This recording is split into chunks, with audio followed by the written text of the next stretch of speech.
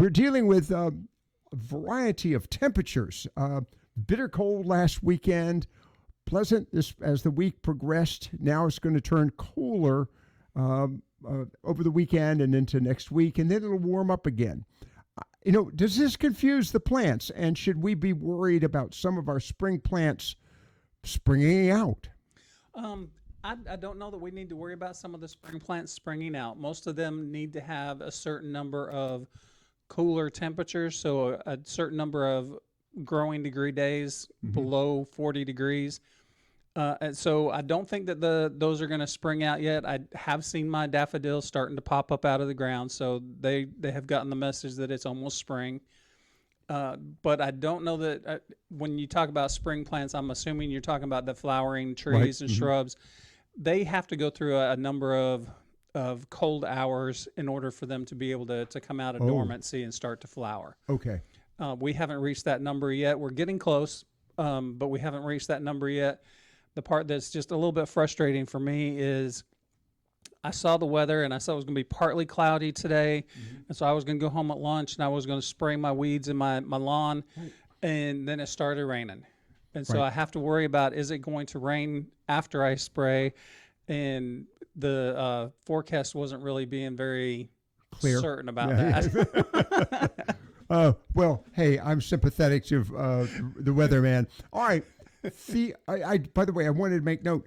I was out looking in my backyard, and my hydrangea have all got little buds on them. Their buds are starting to swell already. Yeah. Right. And now, might they won't blossom anytime soon. Well, I've had my hydrangeas have put out a few leaves during a warm spell like this in February, so late January, early February. And then we get a cold snap and they get some cold injury to the edges and the margins of the leaf. And when that happens, those leaves are usually going to get lost anyway. Right. So it's not that big of a deal. The problem is if it kills the entire bud, then you run into problems. But most of the time, that's not going to happen. We've still got some cold months ahead of us. February can be very cold, and so can March. And my goodness, Easter is fairly early this year, as I recall. It's the March 31st or April 1st, somewhere around there. Yeah.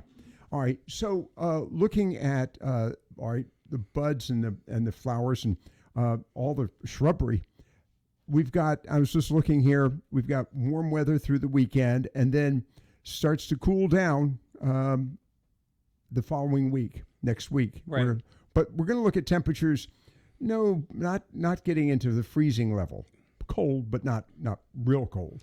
And what that'll do is that'll set the plants back and get them back to being dormant again instead of wanting to grow. That's what I was wondering. And so that's good. It's just when we get that next warm spell, they're going to really want to start to grow a whole lot more, and that's when we really need to worry about is there going to be a hard freeze after that? Is there anything you can do in that circumstance? Cover the plants, I guess. If you have a cold, if you know you have a cold spell coming, you can cover the plants with a sheet or a blanket to protect those leaves that have already come out or those buds that have swollen up. But there's no way of preventing them from starting to grow. When they're ready to grow, they're going to start growing. Okay. I've asked this question in the past. We've seen situations where people will farmers will spray their crops with water. Can you do the same thing with shrubbery and some of the house plants? I shouldn't say house plants, but plants we find in around homes. You can. The problem with that is most people stop spraying once the temperatures warm up.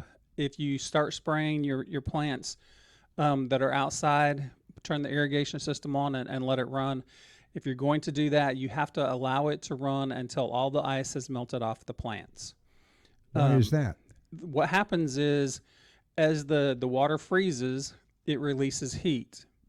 So as it's freezing, it's releasing heat, and that keeps the plant warm. So the opposite has to happen as it melts. As it melts, it has to absorb heat. So if you don't have water continually going on there, the only place it has to absorb heat is from the plant. So it kills the plant by taking the heat away from it. Okay, so if you're thinking about doing that, you've got to do it. It's got to stay on consistently. Got to stay on all the way until the ice is melted off of the plant. Okay. Shawn, the other aspect of this, and of course related to our planning for the spring and summer, is there anything that we should avoid doing in the winter months that might damage our lawns or our plants, our shrubbery? Well, I had a pruning workshop earlier this week. It was Monday night, and we talked a little bit about when is the best time to prune and when is it too late to prune. The one thing that you don't want to do is you don't want to prune way too early on those young plants, because those young plants are going to be more susceptible to frost injury later in the season. The older plants, you can start pruning those in November and December. By older plants, I mean 10 to 15-year-old trees and shrubs and things like that. But if it's only been in the ground 1 or 2 years, you probably want to wait until just before the last frost or just before it starts to bud out. So around mid-March would be the time to prune those ones, unless it's something that buds out really early, and then you might want to do it in mid to late February. But for most plants, mid-March, you want to go ahead and get those ones, have everything done, because usually by the end of March, plants are starting to leaf out. Okay, so we're talking about evergreen shrubs. Well, trees, shrubs, whether it's a dormant shrub or an evergreen, you usually want to hold off on those until, if it's a younger plant, you want to hold off until the last possible minute. If it's an older plant, you, like I said, 10 to 15 years or older, you can prune that a little bit earlier. When you say a little bit earlier, early March? You could actually, if you have several plants that you need to prune, so people that have orchards that have several trees that they need to prune, they will start with the oldest trees, usually in November or December after they've gone dormant, and they'll prune right throughout and go from the oldest tree to the youngest tree and prune the youngest tree just before it starts to leaf out. All right, and then this is a personal question having to do with a tree that I've planted. Is there? It's a fairly new. It's a birch, but what is the what's the process here for the winter months and getting it ready for the spring? With the birch tree, I wouldn't worry too much about doing anything with it unless you need to start limbing it up, removing some of those lower limbs so that they won't knock you in the face or the side or whatever when you're mowing the grass around there. I wouldn't worry too much about doing anything with that until March, and then you can go ahead and give it some fertilizer to make sure that it gets enough energy in the springtime to put on that new growth. Water, lots of water. Since it was planted this last year, then yes, if we go through a week with no rain at all, then yeah, I would give it at least a half an inch, or water it really good, because you're just watering right there where the root system is.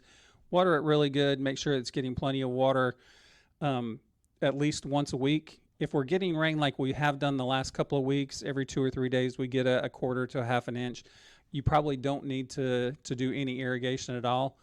But if we go for a whole week with no rain at all, then yes, you would want to go ahead and give it a little bit of irrigation to help it through the wintertime. Okay, and you alluded a moment ago to the issue of going out and spraying for the yard. Right. All right, the spray has to be done. You want to spray this is basically herbicide, right?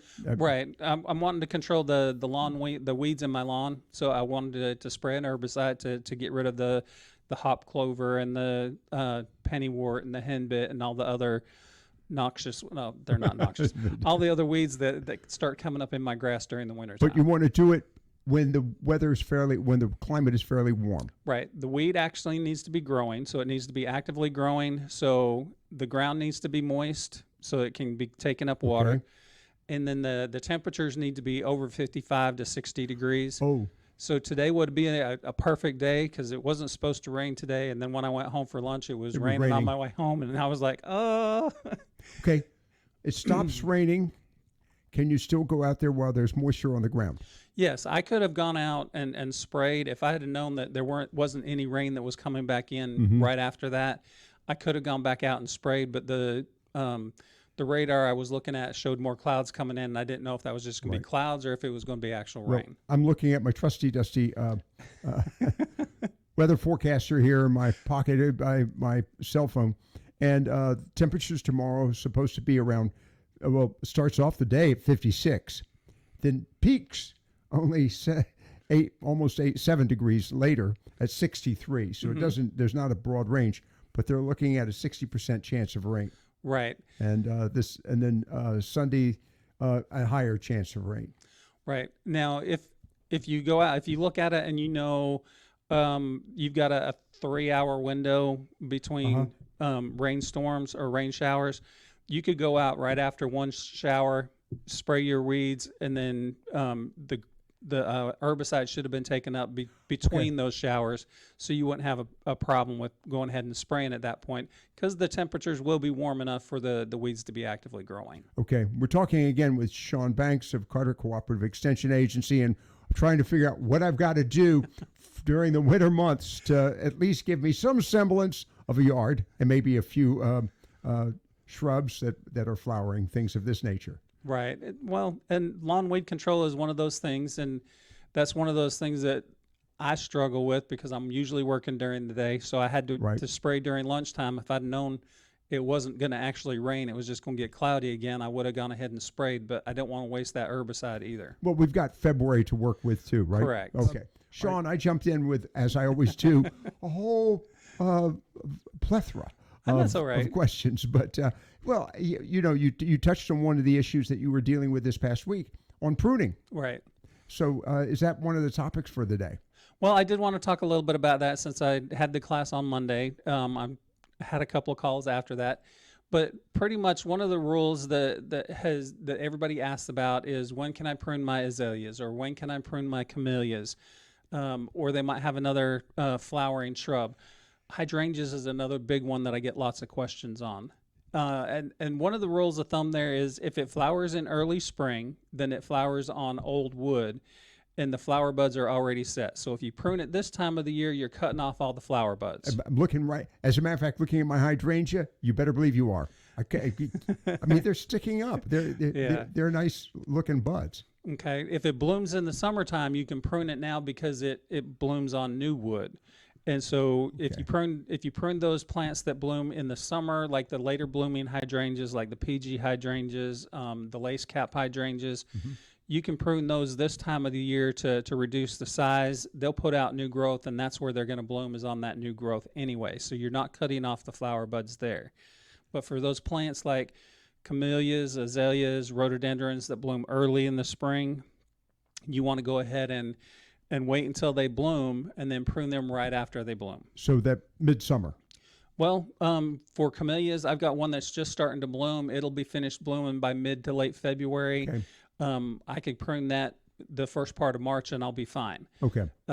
With azaleas, you want to make sure that they're pruned no later than the 1st of July, because they're going to start setting flower buds as the daylight starts getting shorter and shorter. So you want to make sure that they're pruned before the daylight starts shortening. Okay. All right. So, dealt with pruning. How about pruning trees at this time of year? Does it matter? There are a lot of trees that you can prune this time of the year. If you call the extension office, whether it's mine or the one that's in your county, you can get a pruning calendar. Virginia Tech, it has very similar climate as what we have here in North Carolina. And Virginia Tech has out 3 really good pruning calendars that can be used. One that's for shrubs, one that's for evergreen trees, one that's for deciduous trees. And they are very good and very reliable as far as what can be pruned during what months. And surprisingly, there are some plants that it doesn't matter when you prune them, they're going to be fine. Okay. Again, we're talking with Shawn Banks, and he just mentioned a moment ago, there is a cooperative extension agent in every county. As a matter of fact, multiples in some counties because they have a variety of activities. All right, Shawn, I do want to ask you about the issue of gardens here for a moment, but I didn't know if you had any other items that you wanted to address. Well, I did want to talk about vegetable gardens a little bit, so if that's the question you have, let's go ahead what's your question? Yeah. All right. We're, of course, right now in the midst of collard season. But collards grow year-round, do they not? Collards can grow year-round because we generally don't get cold enough in our region to kill them all the way to the ground. And of course, we all know that winter collards are always the best. Yes, after they've had a frost, they are really yummy. No best, no question. All right, what should we start doing with our gardens at this point? Well, right now, I work with the Boys and Girls Club here in Morehead City, so We last Friday we started some seeds indoors for some cabbage and some collard, or not collards, cabbage and broccoli, so that we could plant them out there and let the kids taste the cabbage and the broccoli after they grow up and we can harvest them. And it was time for them to go ahead and be started. If you haven't started any seeds and you want to start some indoors, now would be the time to do that for things like cauliflower, cabbage, broccoli, cauliflower, or collards. Any of those crops that are in that cabbage family, you can go ahead and start those seeds indoors now, and they should be ready to go out. Usually the best time to put them out is going to be mid to late February, and you can start putting them out mid to late February and get them ready to go. Hard freeze won't hurt them? No, they are cold tolerant plants, so very much like collards. You have to acclimate them. If you start them inside, you have to acclimate them to being outside, but How a do you hard do freeze that? won't hurt them. The best way to acclimate a plant or a crop is to move it outside a little bit at a time. So move it outside during the day, put it in a part shade to part sun area, and then each day probably bring it back in if it's going to be really cold temperatures, but then each day move it out a little bit further into more sun until it's out into full sun all day. So really what you're doing is you're acclimating it to sunlight, Right. not to temperature. The plants are very tolerant of the temperature, so they're okay. If you take them out and they're really young seedlings, they've only got 2 to 4 leaves on there, and you just put them right outside and then it frosts at night, then you might have an issue with the plant having a problem. But if you put them outside when the temperatures are mild and maybe in the 40s and 50s, then they'll acclimate, and if we do have a freeze, it won't kill the plant. Okay. Putting it in sunlight in the window, does that not work? It's not going to be enough sunlight to Really? get it there, because most of the time you're either going to already have them in the window or you're going to have a grow light on them. So putting them in part sun outside, because I think we've talked about that before on the program, the sunlight is almost 20 or 30 times brighter right outside the window than it is right inside the window. All right. What happens to a plant if you don't acclimate it to sunlight and you just put it out there in March? It probably will get sunburned. Oh, really? Because the plant's not used to getting bombarded with that much energy. And so you put it right outside into full sunlight after it being in that under a grow light or in the window. If you put it directly outside, full sun all day long, it's probably going to get sunburned because the leaves are not used to that much energy hitting them. And so what you're doing as you acclimate them over the course of a week or two is getting them used to a little bit more and a little bit more of that solar radiation. And that's what they actually use to produce the sugars that help the plant grow. So if you give it too much all at one time, it's like taking a hot dog and instead of putting it on the pan, you just throw it right into the fire. It just burns up. Blisters. Okay. Yeah. And so it's, if you take a hot dog and you put it right in the flame, it blisters on the outside, but it still might be really cold on the inside. Right, and that's right. what happens with the plant is it gets so much energy so quick that it burns the leaves up before they have a chance to acclimate to the new environment. We're talking gardens. Are there certain plants that basically we can go ahead and put in the ground now, and of course for the spring harvest? What are we looking at? And I'm thinking about this in relationship to berries, so, say strawberries and things of that nature. Strawberries you can put in the ground. You just want to be cautious right now. If you're putting strawberries in the ground, you want to be cautious about a hard freeze because as they produce those flower buds, you don't want a hard freeze to kill those flower buds. So that's where you would want to either do the irrigation spraying, or cover them up with a blanket. But if you spray, once you start, don't stop until the ice is gone. Correct. Ice has to be completely melted before you turn off the irrigation. Okay, I'm going to ask, get into the weeds on that. Pardon that pun. So I spray it; it freezes, but it stays frozen for a couple of a day. It's a hard freeze. It's a very cold day. Do I have to still continue to spray it?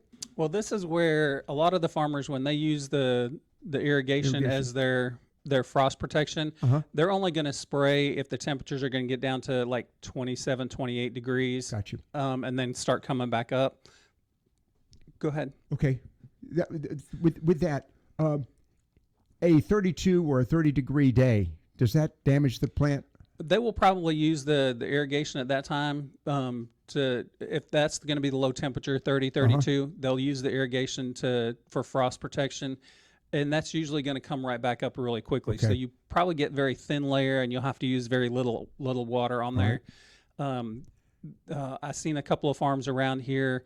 Willis Farms is the one that I can think of. Last year, used the irrigation for frost protection, and you could see a pretty good about half-inch layer on some of their plants. Wow.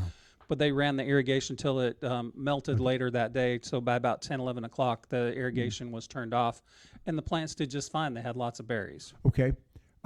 We talked about the spring berries and the spring harvest. I'm curious about tomatoes. Tomatoes, you don't want to plant those until there's no danger of frost, and generally you want to wait until the soil temperatures have warmed up around 60 to 65 degrees. There are a couple of plants that you can put in the ground this time of the year if you want to go ahead and start planting some plants. Garden peas, like sugar snap peas, those peas, you can plant those seeds right now. They'll come up, and they're cold tolerant, so if we have a frost, no big deal. You don't have to protect those at all. Another thing, potatoes, usually February is a good time to start putting seed potatoes in the ground. They'll come up, and they're cold tolerant enough that if they have a frost or a freeze, if they have a frost or a freeze a little bit later on, as they're growing, they're already up, then you don't have to worry about them because they're cold tolerant enough. They won't die from a little bit of cold weather. Related to cold tolerance, is that on the package? Does that give you indication? Most seed packets, now, most of the time when you buy potatoes, you're not going to get a seed packet, but most seed packets that you get in the store, they will have a range of dates for you to plant on the back. And so you can look at those and say, yeah, I can go ahead and plant now. So for like cilantro, people that like cilantro, to me it tastes like soap, so I don't like it so much. But for people that really like cilantro, now would be a good time to have some of that in the ground outside, and it is a cool season crop, so it would be fine. All right, we're wrapping it up with Shawn Banks again, Carter Cooperative Extension Agency. And Shawn, I jumped in with a whole variety of questions. Sorry about that. That's okay. What's on tap going forward? Any new events, any special events taking place? Well, I want to remind people that we've got the February speaker event for the Master Gardeners. That's coming up. We have Amy Mead that's coming in to give a presentation on coastal plants and why they're so resilient in our area. And she'll be here. It's February 7th. It's she'll start her presentation at 10 o'clock. The doors will open up at 9:30. I do have an Eventbrite site. The tickets are free. So if you're wanting to attend that, I would recommend that you go to the Eventbrite. That way I can make sure that I have enough seats that are set up for everybody that shows up. And where will it be conducted? Oh, sorry. It will be at the Civic Center here in Morehead City. All right. For more information, go to the... you can go to the Carteret County website. We have that event on our events calendar. Okay. And it has a link to the Eventbrite site on that events calendar. Outstanding. Shawn Banks again with the Carter Cooperative Extension Agency. And remind you one more time, there's a cooperative extension agent in every county in North Carolina.